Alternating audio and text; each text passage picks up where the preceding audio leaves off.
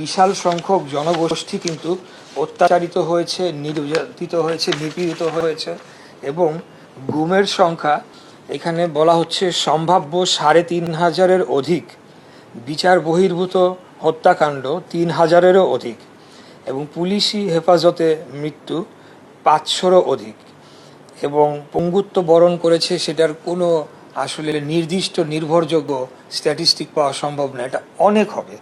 তো সব মিলিয়ে আমরা মনে করি যে বিশাল একটা জনগোষ্ঠী যারা বাংলাদেশে গণতন্ত্র পুনরুদ্ধারের লক্ষ্যে, জনগণের অধিকার প্রতিষ্ঠার লক্ষ্যে আন্দোলন সংগ্রাম করতে গিয়ে তারা গুমের শিকার হয়েছেন, হত্যার শিকার হয়েছেন এবং তাদের বিরুদ্ধে হাজার হাজার শত শত মামলা দিয়ে তাদের জীবনকে একেবারে ধ্বংস করে ফেলা হয়েছে, আর্থিকভাবে তারা চরম ক্ষতিগ্রস্ত হয়েছেন।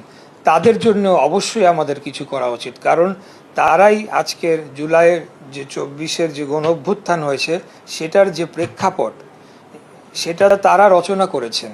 তাদের রক্তাক্ত পাটাদনের ওপর দিয়েই কিন্তু আজকে আমরা এই আন্দোলনকে সফল করেছি। তাই আমি মনে করি যে তাদেরকে তাদের ওয়েলফেয়ার এবং তাদের সার্বিক বিষয়গুলা, বিশেষ করে তাদের যারা সন্তানরা রয়েছে, যারা অনেক ছোট ছিল, আমি যেই ছাত্রনেতাদের কথা বলছি গুম হয়ে গিয়েছে, তারা কিন্তু ২০১৪ সালের ডিসেম্বর মাসে গুম হয়ে যায়। তাহলে ওই সময় যে ছোট বাচ্চা ছিল আজকে তাদের আপনারা কি কোন পর্যায়ে রয়েছে আপনারা চিন্তা করেন এবং আপনারা বিভিন্ন সময় দেখেছেন তাদের যে অশ্রু ঝরা সেই আবেগ, সেটি আপনারা দেখেছেন।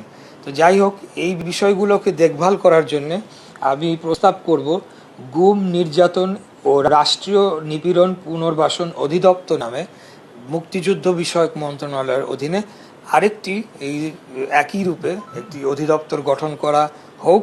সেই লক্ষ্যে আমি কাজ করে যাচ্ছি। আমি আমার প্রস্তাবনা, আমার যুক্তি, আমার ফ্যাক্টস এন্ড ফিগার্স দিয়ে আমি পেপারস রেডি করে সেটি আমি ক্যাবিনেটে আমাদের মাননীয় প্রধানমন্ত্রীর অনুমতি সাপেক্ষে ক্যাবিনেটে উত্থাপন করব এবং আমি বিশ্বাস করি আমাদের মাননীয় প্রধানমন্ত্রী এটিকে অনুমোদন দেবেন এবং এদের ওয়েলফেয়ার, এদের যে লস, সেটা তো আমরা কোনোদিনও পূরণ করতে পারবো না, কিন্তু তাদের পাশে যে আমরা রয়েছি, রাষ্ট্র যে তাদের পাশে রয়েছে, সেটি আমরা প্রতিষ্ঠা করতে পারবো। এখানে একটা জিনিস একটু উল্লেখ করে দিতে চাই যে এইটার প্রেক্ষাপটটা কি। রাষ্ট্রীয় সাংবিধানিক ও মানবিক দায়িত্বের অংশ হিসেবে রাষ্ট্রীয় ক্ষমতার অপব্যবহার অথবা ক্ষমতাসীন দলের রাজনৈতিক পৃষ্ঠপোষকতায় বলপূর্বক অন্তর্ধান, গুম, বিচার বহির্ভূত হত্যাকাণ্ড, হেফাজতে নির্যাতন, রাজনৈতিক সহিংসতা, নির্যাতনে গুরুতর আহত ও পঙ্গুত্ব বরণ করা ব্যক্তিদের ও নিহতদের পরিবার এবং অন্যান্য গুরুতর মানবাধিকার লঙ্ঘনের ফলে ক্ষতিগ্রস্ত ব্যক্তি ও তাদের পরিবারের পুনর্বাসন, চিকিৎসা, মনোসামাজিক সহায়তা, আইনি সহায়তা এবং দীর্ঘমেয়াদে কল্যাণ নিশ্চিত করার জন্য একটি স্থায়ী প্রাতিষ্ঠানিক প্রতিষ্ঠান প্রয়োজন। কারণ এখন এটার কোনো সেন্ট্রাল ডেটাবেজ নেই।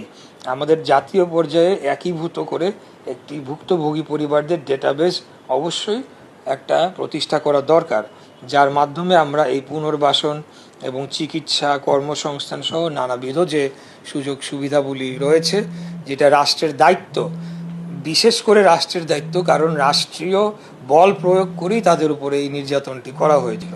তাই